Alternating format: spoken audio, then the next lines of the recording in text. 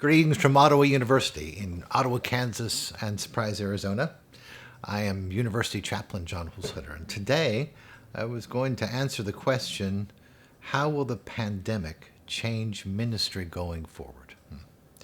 That's something we've worked on and studied with our students. Now, going up to this time, where we were was there was a pretty big divide, at least within the students that we dealt with, between if you were in the country or you're in the city.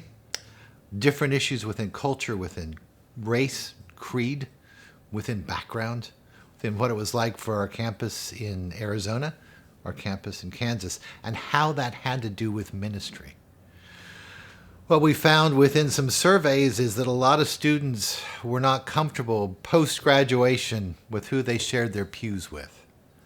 They weren't comfortable to do ministry with people that were too judgmental. And a lot of the people that we worked with within our denomination, our seniors, were not real comfortable with some of the views of our students and people their age. And then COVID hit, and suddenly we were connected ultimately via electronic media. So you didn't have to share pew with anyone, but you still had to share thought and word and deed around faith, Bible study, and Bible practice. You had to share denominational values. Now that COVID is subsiding, how does that change things going forward? If we are parts of the body of Christ, can we virtually connect even if we cannot connect in the pew? Can you understand that hands and feet are needed, and so are armpits? Where is that line between all being together and plucking out one eye if it offends? That's the struggle with how things will be post-COVID. What we seem to know is that there is need. Within all the surveys we say between young folk and old folk, there is a need to illustrate the tangibility of the Beatitudes. There is a need to prove that we can turn the other cheek and go the extra mile. There is a need to prove that we care more about Christ than we do about Caesar and the politics that sometimes get pulled in to Christian values.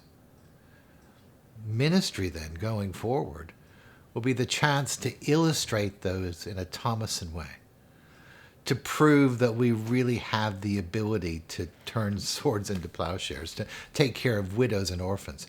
And in general then, if that does not happen in space or place or pew, to find an opportunity in prisons or nursing homes, in some of the things that Christ talked about, to do that Bible practice, to put everything that we know generationally, intergenerationally together, and to be able to prove to our fellow man and to God himself that we know how to build kingdom. There seems to be appetite for that within the students that we talk to within our seniors. People want it. What we hope is that in general, ministry then becomes tangible. Ministry is the opportunity to prove. And that, post-COVID, should be ministry going forward. I pray for it. I pray to be a part of it, and maybe through that we'll all get to conjoin. May it be blessings for you into this year.